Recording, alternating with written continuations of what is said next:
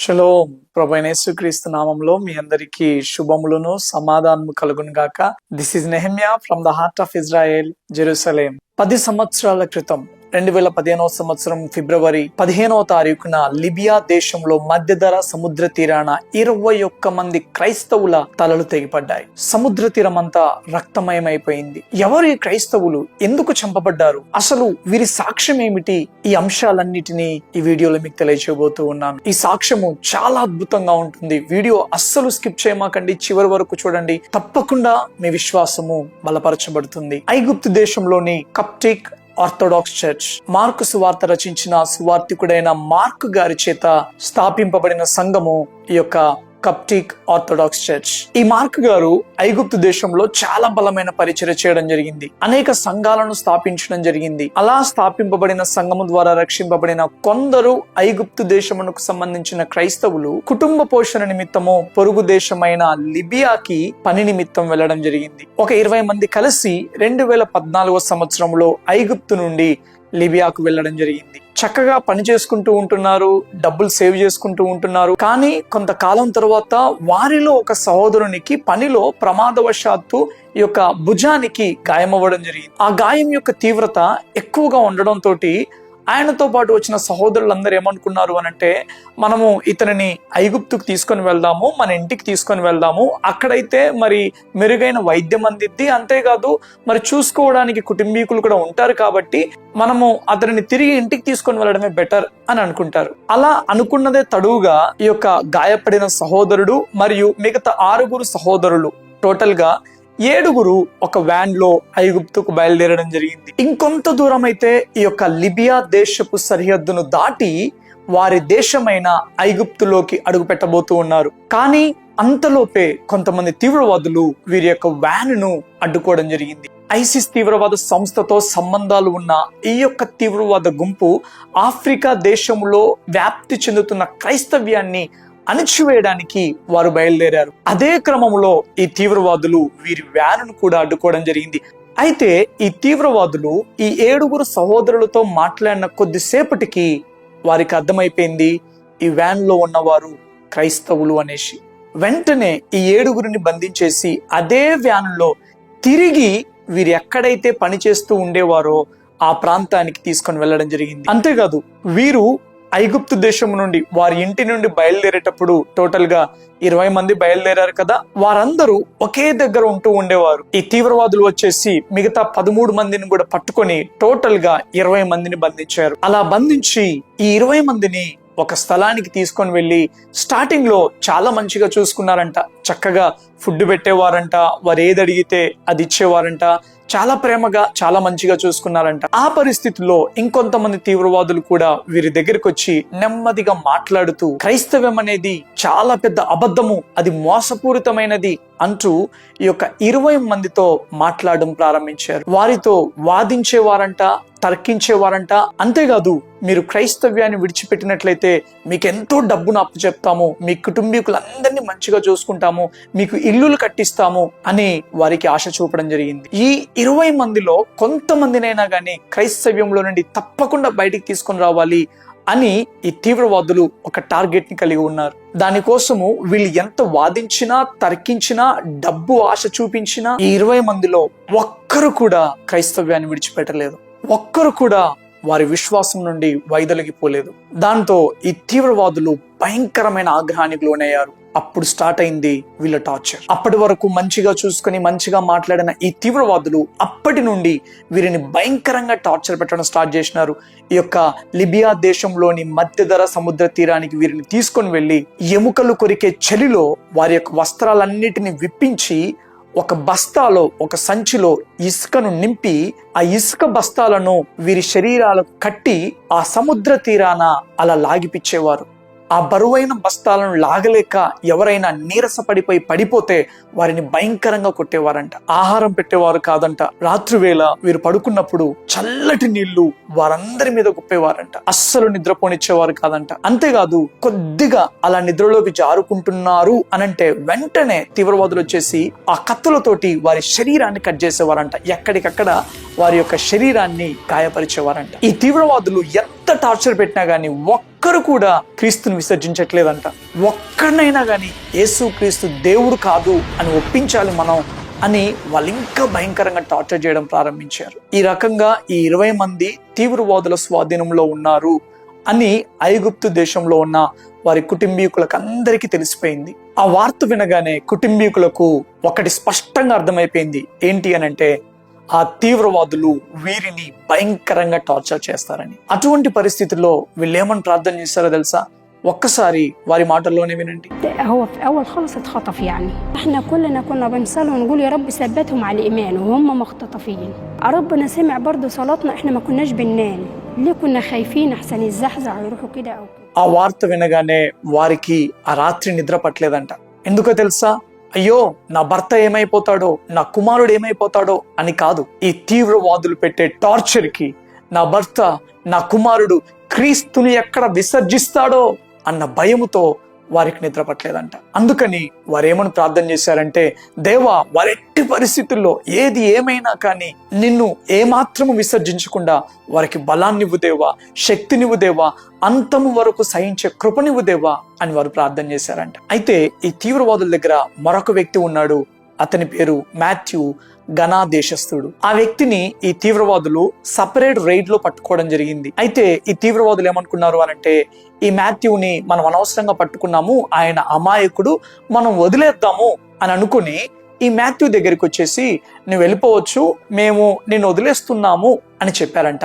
అయితే ఈ మాథ్యూ ఏమన్నాడో తెలుసా? ఆ 20 మంది వైపు వేలు చూపిస్తూ వారిని చూస్తూ తీవ్రవాదులతో ఒక అద్భుతమైన మాట అన్నాడు. ఏంటి అనంటే, వారి దేవుడే నా దేవుడు, నేను కూడా నిజ దేవుడైన క్రీస్తును నమ్మే వ్యక్తిని, నా పేరు మాథ్యూ అని అన్నాడంట. తప్పించుకోవడానికి అవకాశం వచ్చినా కానీ పారిపోకుండా క్రీస్తు కొరకు నిలబడ్డాడు. ఆ మాటకి తీవ్రవాదులకు భయంకరంగా కోపం వచ్చేసి అతన్ని కూడా ఈ 20 మందితో కలిపి అందరినీ భయంకరంగా టార్చర్ పెట్టడం స్టార్ట్ చేశారు. కొంతమందివి కాళ్ళు విరగొట్టారు, శరీరం నిండా గాయాలైపోయినాయి, రక్తాలు కారుతా ఉంటున్నాయి. అయితే ఈ తీవ్రవాదులు మరలా వచ్చి టార్చర్ పెట్టే సమయం ఆసన్నమైనప్పుడు ఈ 21 మంది కలిసి ప్రార్థన చేస్తూ ఉన్నారంట. ప్రభువా, మా బలము క్షీణించిపోతుంది దేవా, మా వల్ల కావట్లేదు, మాకు బలమివ్వు దేవా, కృపనివ్వు దేవా, శక్తినివ్వు దేవా, అంతము వరకు సహించే కృపను మాకు అనుగ్రహించు దేవా అంటూ వారు ప్రార్థన చేస్తూ ఉన్నప్పుడు ఆ ప్రార్థనలు వినగానే ఈ యొక్క తీవ్రవాదులకు భయంకరంగా కోపం వచ్చి ఇంకా వారిని చంపేయాలి అన్నట్టుగా వారు ఆ రూమ్ లోనికి ప్రవేశించినప్పుడు సడన్ గా వారున్న ఆ స్థలము కంపించిపోయిందంట. ఆ స్థలం అంతా భూకంపం వచ్చినట్టుగా అయిపోగానే తీవ్రవాదులు అక్కడ నుండి వెంటనే పారిపోయారు. ఈ విషయాలన్నీ అక్కడే ఉన్న ఒక గార్డు చెప్పడం జరిగింది. ఈ తీవ్రవాదులకు అర్థమైపోయింది, మనం ఇంకా ఆలస్యం చేయకూడదు, వీళ్ళందరినీ చంపేయాలి అనేసి. నెక్స్ట్ డే ఈ 21 మందిని మధ్యధరా సముద్ర తీరంలో ఆ బీచ్ లో నీల్ డౌన్ చేపించి 2 సార్లు రిహార్సల్ చేపించారంట. వారిని చంపడానికి రిహార్సల్ చేస్తూ ఉన్నప్పుడు అక్కడ ఉన్న గార్డు చెప్పిన సాక్ష్యం ఏంటో తెలుసా? చూస్తూ ఉన్న ఆ వ్యక్తికి, అంతేకాదు ఆ తీవ్రవాదులలో కొందరికి కూడా ఆ 21 మందిని తీసుకుని వస్తూ ఉన్నప్పుడు వారి చుట్టూ దేవదూతల సమూహం కనపడిందంట. కొందరు దేవదూతలు గుర్రముల మీద వస్తూ ఉన్నారంట, కొందరు దేవదూతల యొక్క చేతుల్లో కత్తులు ఉన్నాయంట, కొందరు దేవదూతలు అలా చేతులు చాచి ఉన్నారంట. ఎప్పుడైతే ఏదో జరగబోతుంది అని వీరు గ్రహించారో ఆలస్యము చేయకుండా ఆ 21 మందిని అలా నీల్ డౌన్ చేపించి వారి మెడ మీద కత్తి పెట్టి చివరిసారిగా అడిగారంట, ఇంకా నీకు ఛాన్స్ ఉంది, క్రైస్తవ్యాన్ని వదిలిపెట్టు, నువ్వు బ్రతుకుతావు, నీ కుటుంబము చనిపోయేంత వరకు సంతోషంగా బ్రతకడానికి కావలసిన డబ్బుని మీకు ఇస్తాము అని. వారి కుటుంబీకులు చేస్తున్న ప్రార్థనను దేవుడు ఆలకించాడు. ఆ 21 మందిలో ఏ ఒక్కరు కూడా క్రీస్తుని విసర్జించలేదు. అంతేకాదు వారు వాళ్ళ మెడ మీద కత్తి పెట్టినా గాని, గొంతు మీద కత్తి పెట్టినా గాని ప్రార్థన చేసుకుంటూ దేవుణ్ణి స్తుతిస్తూనే ఉన్నారంట. అక్కడ వాతావరణం అంతా మారిపోతా ఉంది, ఏదో జరుగుతుంది అన్న సంకేతాలు కనబడుతూ ఉన్నాయి. వెంటనే తీవ్రవాదులు ఈ 21 మంది యొక్క గొంతులను కోసేశారు. ఆ మధ్యధరా సముద్ర తీరము ఈ 21 మంది దేవుని బిడ్డల రక్తము చేత ఎరుపెక్కిపోయింది. ఎప్పుడైతే ఈ 21 మంది చనిపోయారు అని వారి కుటుంబీకులకు తెలిసిపోయిందో వారు అన్నమాట ఏంటో తెలుసా? ఒకసారి వారి మాటల్లోనే వినండి. الليلة اللي استشهدوا فيها أنا عن نفسي ارتحت ونمت. شكرا لك يا رب إن أنت وصلت للمرحلة دي، ما راحوش لا كده ولا كده، لأن إحنا فخورين بنضجة السيد المسيح. بس قولت يا رب يسوع دي تكفينا عن كل حاجة. వారు చంపబడ్డారు అని మాకు తెలిసినప్పుడు ఆ రాత్రి మేము ప్రశాంతంగా నిద్రపోయాము. ఎందుకంటే ఎక్కడ వీరు క్రీస్తుని విసర్జిస్తారో అని భయపడ్డాము. కానీ మరణం వరకు క్రీస్తుని విసర్జించకుండా క్రీస్తు కొరకు చనిపోయారు అని తెలిసిన వెంటనే ప్రశాంతంగా నిద్రపోయాము. మేము క్రీస్తు నామమును బట్టి అతిశయిస్తూ ఉన్నాము. ఆయన నామము మాకు చాలును. Jesus is enough for us. ఎంత అద్భుతంగా రియాక్ట్ అయ్యారో చూడండి. ఇది కదా విశ్వాసం అంటే, ఇది కదా అసలైన క్రైస్తవ జీవితం అంటే. క్రైస్తవ జీవితం అంటే ఒక అలావుద్దీన్ అద్భుత దీపం లాగా, ఒక పూల పాన్పు లాగా దేవుడు నువ్వు ఏమడిగితే అది నీకు అనుగ్రహిస్తాడు. ఇల్లు, ఉద్యోగం, డబ్బు, నీకు ఏది కొదువు ఉండదు. నీకు అసలు తిరిగే ఉండదు. ఏ సమస్యని దరికి చేరదు. అసలు అనారోగ్యం అనేది ఉండనే ఉండదు అంటూ భయంకరంగా వాక్యాలను వక్రీకరించి నిస్సిగ్గుగా వారి స్వార్థం కొరకు ప్రజలను మభ్యపెట్టి దేవుని నామము పేరిట, పరిచర్య పేరిట వారి సొంత రాజ్యాలను కట్టుకుంటూ ప్రవచనాలు, స్వస్థతలు, తైలాభిషేకాలు అంటూ ప్రజలను తమ వైపుకు తిప్పుకునే బోధలు చేస్తున్న ఈ కాలంలో ఈ 21 మంది క్రైస్తవులు వారి కుటుంబీకులు కలిగి ఉన్న విశ్వాసాన్ని కలిగి ఉండడం చాలా చాలా ప్రాముఖ్యం. దయచేసి గమనించండి. అలా అని నేను అద్భుతాలు లేవు అని చెప్పట్లేదు. ఎస్, నేను అద్భుతాలను నమ్ముతాను, ప్రవచనాలను నమ్ముతాను. దేవుడు ఇప్పటికీ తన బిడ్డలను ఆత్మవరములతో నింపుతాడు. అంతేకాదు మన దేవుడు సంఖ్యలను తెంపే దేవుడు, కట్లను విప్పే దేవుడు, కాడిని విరగొట్టే దేవుడు. వీటన్నిటినీ నేను నమ్ముతాను, వీటిని నేను ఎక్స్పీరియన్స్ అయ్యాను కూడా. కానీ ఇదంతా విశ్వాసం అనే నాణెమునకు ఒకవైపు మాత్రమే. విశ్వాసం అనే నాణెమునకు మరొక వైపు కూడా ఉంది, మరొక కోణము కూడా ఉన్నది. ఆ కోణమును ఈరోజు అనేక మంది బోధించట్లేదు. ఎందుకు అనంటే ఆ బోధ వినడానికి వినసొంపుగా ఉండదు. ఆ బోధ కొంత కఠినంగా ఉంటుంది. ఆ బోధ వాక్యమనే ఖడ్గము చేత మన హృదయాలను కట్ చేస్తుంది. అందుకే అటువంటి బోధను బోధించడానికి అనేక మంది ఇష్టపడట్లేదు, వినడానికి కూడా ఇష్టపడట్లేదు. సగము సత్యము మాత్రమే బోధిస్తూ ప్రజలను అబద్ధం వైపు నెట్టివేస్తూ ఉన్నారు. షడ్రక్, మేషక్, అబేద్నెగోలను అగ్నిగుండంలో వేయడానికంటే ముందు వారు ఒక అద్భుతమైన మాట అన్నారు. మేము సేవించుచున్న మా దేవుడు ఈ అగ్నిగుండంలో నుండి మమ్మల్ని తప్పించి రక్షించుటకు సమర్థుడు. అద్భుతమైన విశ్వాసంతో కూడిన మాట కదా ఇది. ఎస్, విశ్వాసం అంటే ఇలా ఉండాలి అనిపిస్తుంది కదా. కానీ దీని తర్వాత వారు ఒక మాట అంటారు, ఒకవేళ ఆయన రక్షింపకపోయినను రాజా మీ దేవతలకు మేము పూజించము. ఈ మాట కూడా విశ్వాసమే. విశ్వాసమునకున్న మరొక కోణం. ఈ మాట మొదటి మాట కంటే పరిపక్వతతో కూడుకున్న మాట, లోతైన విశ్వాసంతో కూడుకున్న మాట. ఒకవేళ ఆయన రక్షింపకపోయినను అంటే వీళ్ళేదో దేవుడు రక్షించకపోతే ఎలా అన్న సందేహముతో అన్న మాట కాదు.